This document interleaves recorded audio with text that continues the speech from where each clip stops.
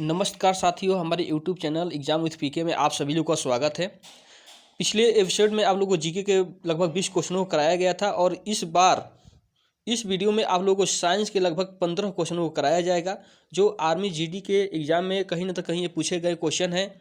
और आप लोग इसको ध्यान से सुनिए, देखिए और लर्न करने का प्रयास करिए, जो आप लोगों को अगले एग्ज़ाम में यानी आने वाले किसी भी आर्मी के एग्ज़ाम में जो बहुत हेल्पफुल साबित होगा। तो चलिए हम लोग समय को न गवाते हुए हम लोग चलते हैं अपने क्वेश्चन की तरफ। तो इसमें 22 नंबर क्वेश्चन है, यानी कि अगला क्वेश्चन है कि इनमें से कौन एक अदिश मात्रा है। इनमें से कौन एक अदिश मात्रा है। तो 4 ऑप्शन दिया हुआ है। ए दिया हुआ है गति, बी दिया हुआ है बल, सी दिया है त्वरण, डी दिया है इनमें से कोई नहीं। तो इसका ए वाला ऑप्शन सही हो जाएगा, गति। यानी कि गति जो है वो अदिश मात्रा है। गति जो है वो अदिश राशि है। तो देखिए इसमें राशियाँ जो होती है 2 प्रकार की होती हैं।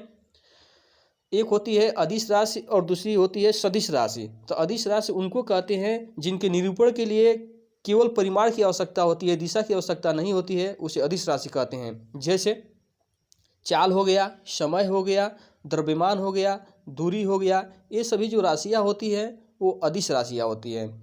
और सदिश राशियाँ उन्हें कहते हैं जिनको निरूपण के लिए परिमाण के साथ साथ दिशा की भी आवश्यकता होती है, उसे सदिश राशियाँ कहते हैं। जैसे वेग हो गया, विस्थापन हो गया, बल हो गया, ऐसी राशियाँ जो होती हैं एक सदिश राशियाँ होती हैं।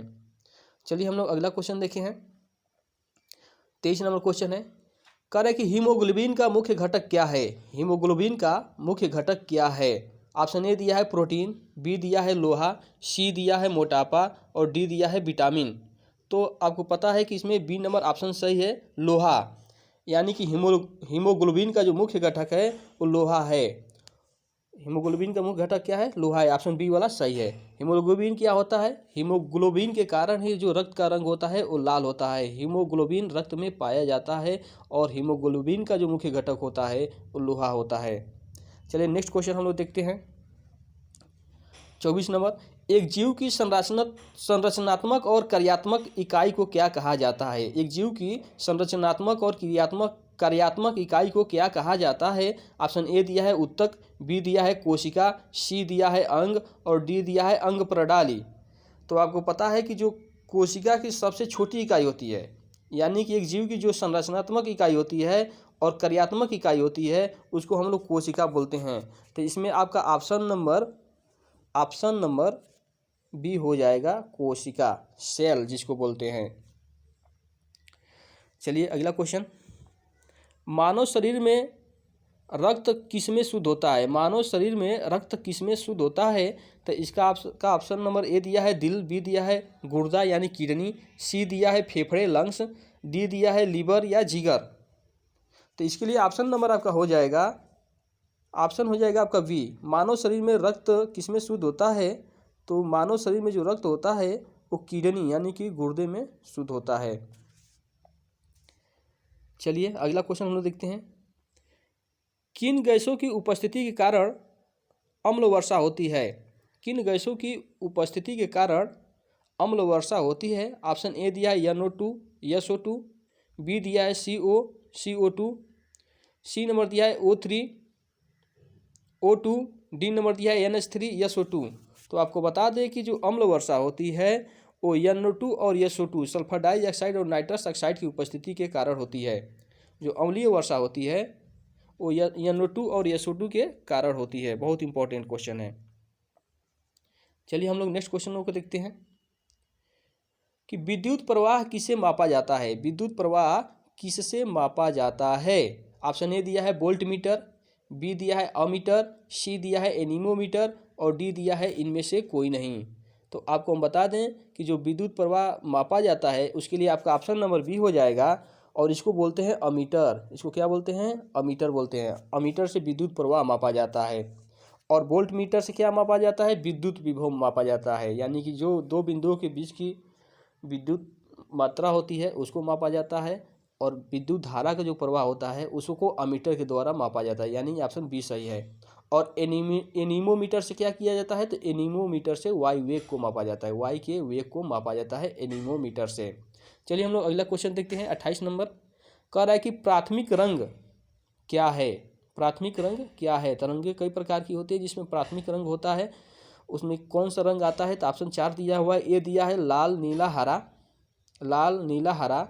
बी नंबर ऑप्शन दिया है आपका नारंगी नीला पीला, नारंगी नीला पीला।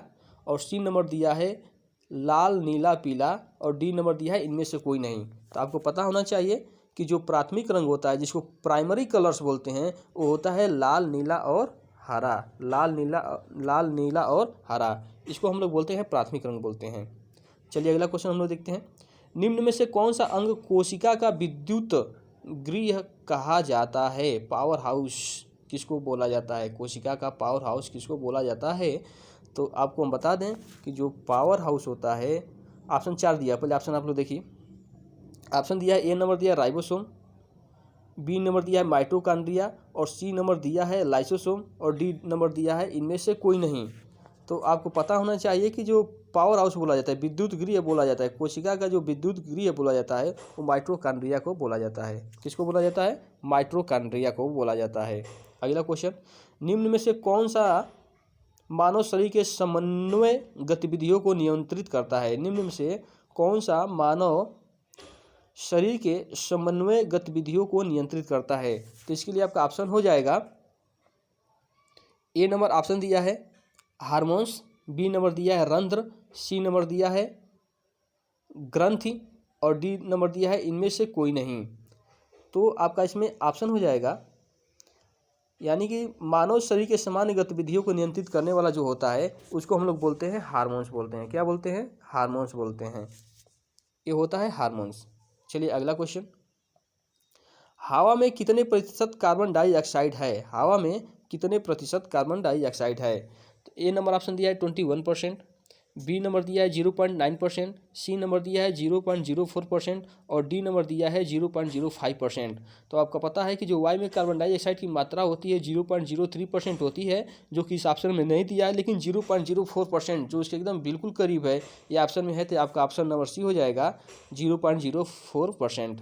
तो आपको पता है कि जो वायुमंडल में सबसे अधिक मात्रा नाइट्रोजन की पाई जाती है 78%, और 29% पाया जाता है ऑक्सीजन पाया जाता है, सॉरी 29 नहीं 21% पाया जाता है, और 0.03% पाया जाता है आपका कार्बन डाइऑक्साइड पाया जाता है, और 0.93% आर्गन पाया जाता है, और बाकी अन्य गैसें पाई जाती हैं।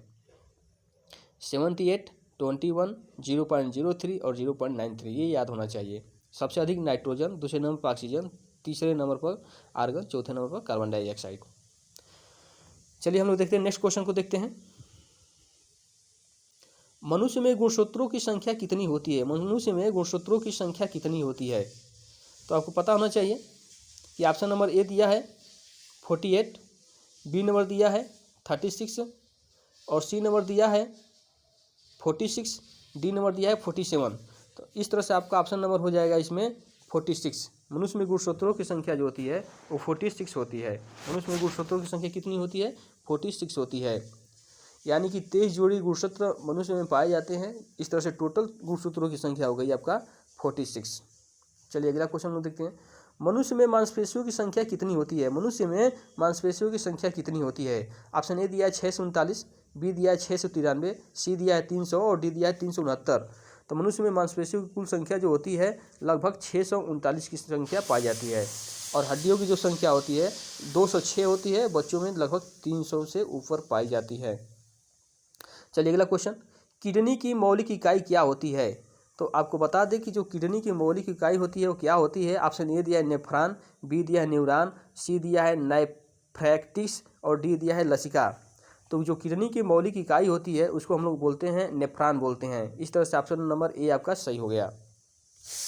कौन सा जीवाणु दूध को दही में परिवर्तित करता है? कौन सा जीवाणु दूध को दही में परिवर्तित करता है? इस तरह से आपका ऑप्शन दे दिया है, ऑप्शन दे दिया है, ए नंबर दिया है वाईजीवी, बी नंबर दिया है ई कोलाई, सी नंबर दिया है लैक्टोबैसिलस, और डी नंबर दिया इनमें से कोई नहीं। तो आपका ऑप्शन नंबर सी सही हो जाएगा, लैक्टोबैसिलस। लैक्टोबैसिलस के कारण ही जीवाणु दूध को दही में परिवर्तित करता है। लैक्टोबैसिलस जो जीवाणु होता है वो दूध को दही में परिवर्तित करने का कार्य करता है। तो इस तरह से आपका ऑप्शन नंबर सी सही हो जाएगा।